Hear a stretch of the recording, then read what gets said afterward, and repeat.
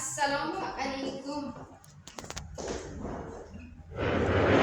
Qanday men uchun bugungi kun chiroyli, go'zal, unutilmas kun. Avvalambor men uchun bu dargoh muqaddas dargoh. Xayolan ta'zim qilaman. Qanday qarang, rahbarlarimizga rahmat. Shunday sizlarga chiroyli koshona, shunday chiroyli binoni ajratib berishibdi. Mana shu sizlar uchun yaratilgan, sizlar uchun qurgandik. Qaranglar, bizni Rishton xalqi kitobsevarlar xalq, kitobsevarlar yurt. Qanday mana jondan aziz yurtboshimiz haqida mana bu kitoblar, milliy kulolchilik, chunki bu judayam qo'ygan nimalaring menga yoqdi. Rishton xalqi kulolchiligi bilan mashhur. Kulolni tuprog'i butun dunyoga boradi deyishardi. Bobom mana qarang, qanday chiroyli, mana ma'naviyat, ma'rifat, qarang qanday biz boymiz. Qarang, bu jadidlarimiz 4 oktyabr kuni mana jadidlar kunini o'tkazdik. Mana bu albomlar, bu qarang milliy urf-odatlarimiz. Biz ota-onalar ko'proq kitob o'qishimiz kerak. Mana qarang, qanday chiroyli tartib bilan bezatibsizlar.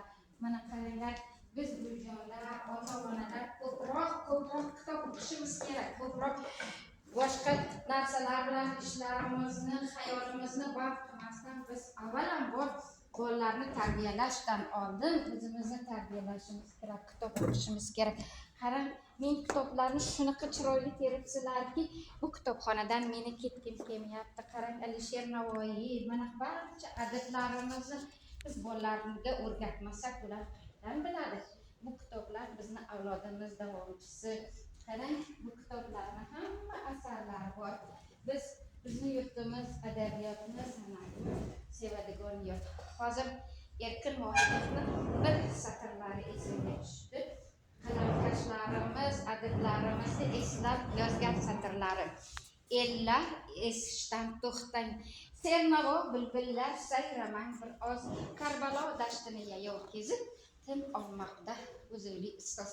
Men ham hozir Bujonlar maktabi rahbari bo'lishdan oldin ko'p kitob o'qishimiz kerak. Men kitobsiz hayotimni tasavvur qilmayman. Haqiqatda kitobxona bizdan uzoq edi. Nabiralarni jo'natishga, olib borib kelishga qiynalib, ba'zi payti kutubxona bilan ozroq borardim. Hozir juda xursand bo'ldim. Rishton rayon hokimligiga, Rishton hokimi Bahodirjon Xoliqovga rahmat. Biz Rishton xalqi nomidan minnatdorchilik bildiramiz. Chunki bu kitoblarni qadrlaydigan inson bo'lganliklari tufayli shunday chiroyli binoni kitobxonaga ajratib berishibdi. Yaqinda mana bu kitobxonani hamma narsasi mukammal, kompyuterlar, issiqxona pechlarini ham yaratib berishadi degan umiddamiz.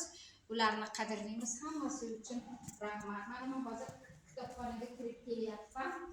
Mana bu Navoiy haqida asarlar, mana qarang, qanday yaxshi. Qayta o'qib yana bu kitobga to'ymayman. Ko'zlarimdan asrayman, qo'limdan hech qo'ymayman.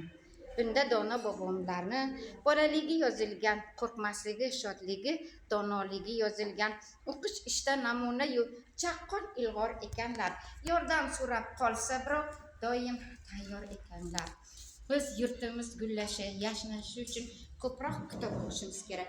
Mana shu kitobxonani rahbari, mana bu qizlarimiz ko'proq biz bilan ota-onalar bilan, bujonlar bilan muomalada, xonadonlarga borishadi.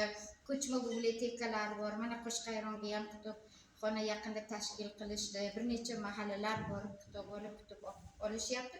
Bu kitob o'qishning natijasi meni nabiram Zebinisoga kitob sovg'a qilishuvdi. Mana universitet taklif qilyapti. Yoshlikdan 4 yoshdan g'azal o'qishni boshlashdi. Mana kecha 27 ta bolajonlarimiz olimpiadada qatnashdi. 7 ta davlatdan qatnashdi olimpiadada.